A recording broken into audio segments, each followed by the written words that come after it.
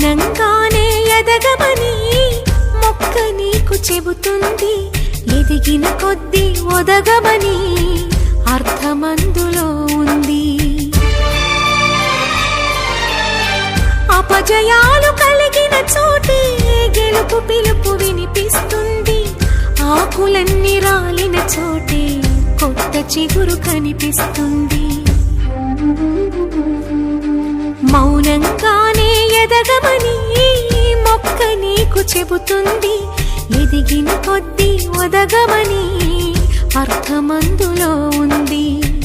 అపజయాలు కలిగిన చోటే గెలుపు పిలుపు వినిపిస్తుంది.